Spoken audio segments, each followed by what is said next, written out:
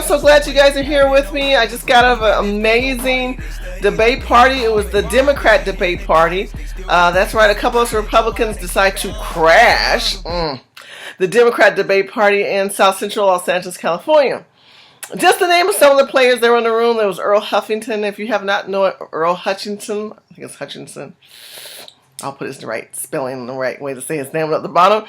And Big Money, very activist, a very community activist person.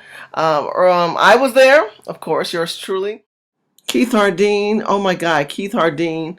Thank you, Keith. On point and said, let's go crash. So we did. And of course, my boy James Spencer was there. And you will see some video on James Spencer, which is unbelievable.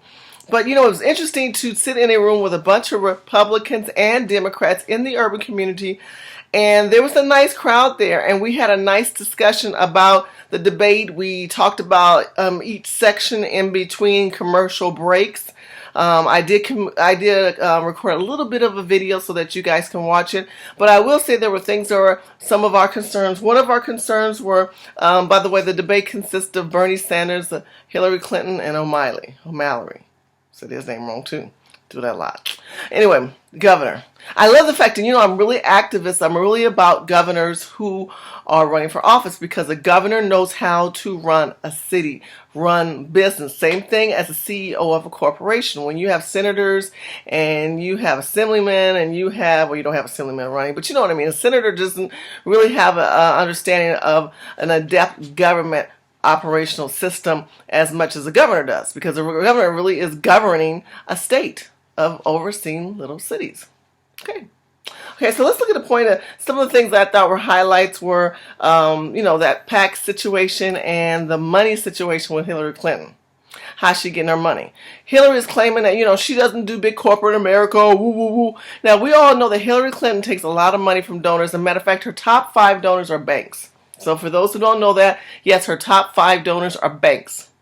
And she decided to do a pivot and talk about women. Yes, women support me, and I have a large part of women that are donors. 60% of the donors are women. Well, those are small women, small business women. Your big money come from the donor, Hillary. Stop it. Stop lying and being hypocrite about your money, because we all know that your daughter is in charge of several political PACs because she's part of the hedge fund operation. So you need to look at Chelsea and see her career path of financial structure, and that has to do with hedge funds. So for Mrs. Clinton to say that she is just like me and you, she is not. She is not. You know, O'Malley brought the fact of the corruption in corporate America and in big business and in banking. Look, I really wasn't happy with what Kasich said when they asked him a question. This is going back to the Republican debate. Well, you know, look, Kasich up there was talking about how he believes that big corporate America has to get bailed out before the people to some extent. He says we just can't let the banks fall and flourish. But you know what the banks did with that money? They leveraged their books. Everybody knows that what the big corporate America did was took their money that we gave them to assess and reassess the economy and to save us, then they saved themselves. And in the meantime, they still foreclosed on people's homes. People were homeless. Families were devastated. And today we are still trying to heal from that recovery. In the meantime, they took their nice corporate bonus checks.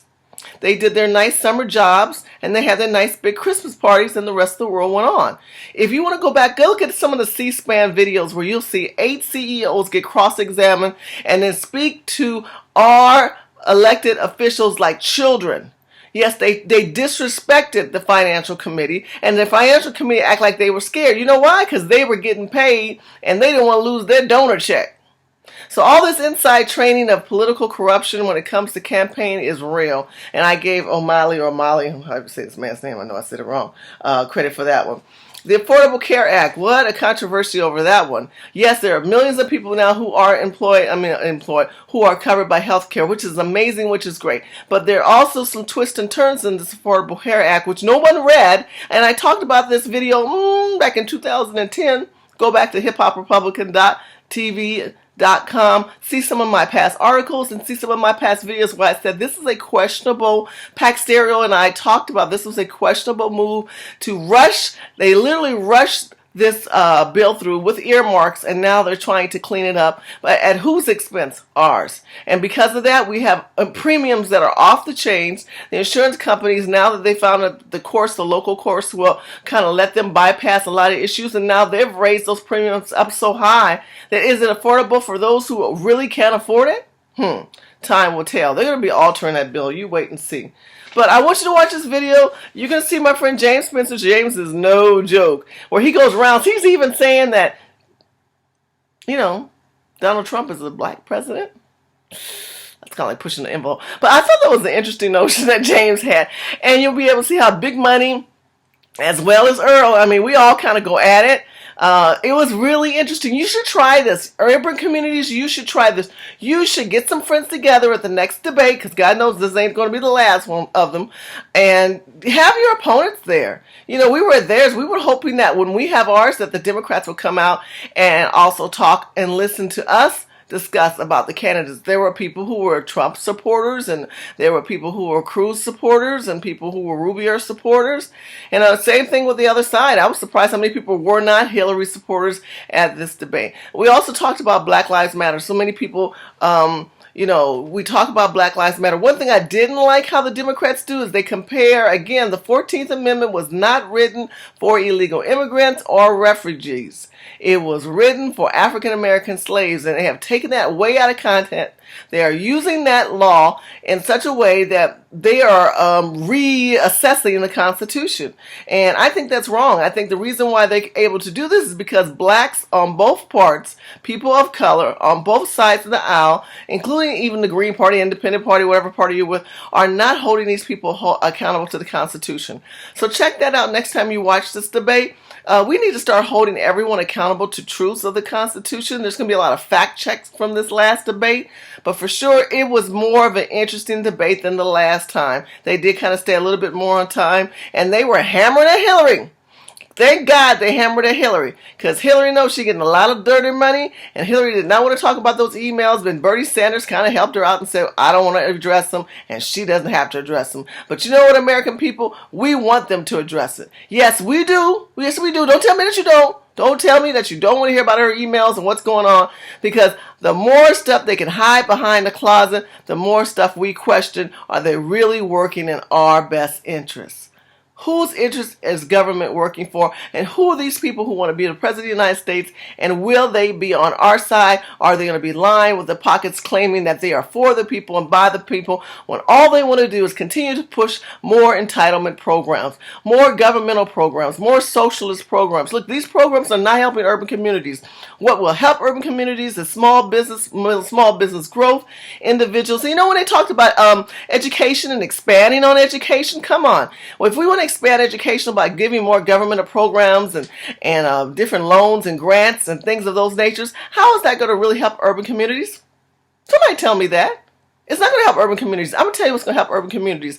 This machine that you're looking at right now, it's called the internet. People are going to go on YouTube, Facebook, LinkedIn, and whatever they have to do to learn, to network, to interact with people of their own genre. If you know that you have a child, listen, here's some solutions. If you have a child and you know they're very smart, they have a craft and something that they do very, very well, you want that child to hone in on that craft and go online. Go how to do whatever, how to do plumbing, how to be a doctor. Maybe they want to be a neurosurgeon like Ben Carson. Maybe they want to be a dentist. These are things that these children can start learning at a very early age versus being held back by some teacher with their socialist mindset saying, let's be fair to all the students and let's wait and stay at chapter 4. You don't have to wait at chapter 4. You grab the internet, how to be a dentist.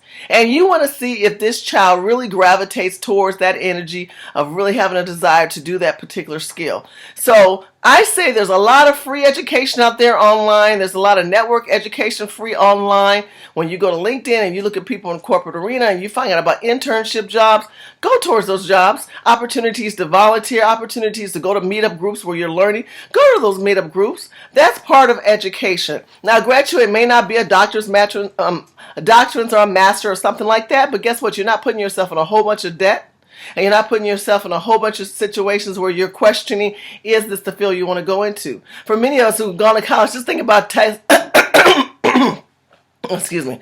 You know, I talk fast because I'm from California. Many of us know that you will go through school and you will take classes, and later on you realize, I don't want to do that. And you have wasted so much money and time of your energy, and now you're totally in debt. What if you're able to determine and decipher that early in your life by going online and attending local meetings, events, or whatever, where you find a trade that you find passionate and compelled to learn about? That is called the internet. That is called your cell phone. If you say, I don't have a lot of money, I'm sorry. Amazon's got a tablet for $49.95. That's a good Christmas gift for somebody. Go get that Amazon tablet, and if you don't have free Wi-Fi, then go sit at Starbucks and use that time frame up until you can. Come on, you got to fake it till you make it. You got to find a way to create your own wealth. Do not look for government entitlement programs to set you to the next level. Don't look at the small business administration loans. Find somebody in your own arena. That is compelled to help you grow in that arena. Because a lot of business owners would love someone that has the same passion for them and just say, I want to go volunteer. I just want to volunteer. I'm here to learn. I want to be a baker. I just want to help and help cook. You know, you sign a waiver so that there's no liability in case you decide to get too happy and listen to some liberal telling you need to make a whole bunch of money. No. If I'm a business owner, I am going to go ahead and I'm going to ask that kid to, okay, I'm going to give you a shot to work with me and see if you really want to do this. There's so many ways to increase your knowledge through education and through time. But the only way you're going to do that is when you develop your own passion and be compelled to it. Keep watching me on Facebook, LinkedIn, Twitter, Instagram. Thank you so much to listen to all my calls, but I appreciate you following me.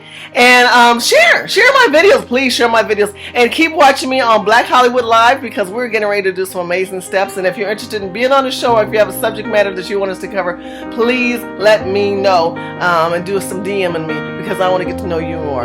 Follow my journey on my fan page, and you're the one. I appreciate it. Thank you so much.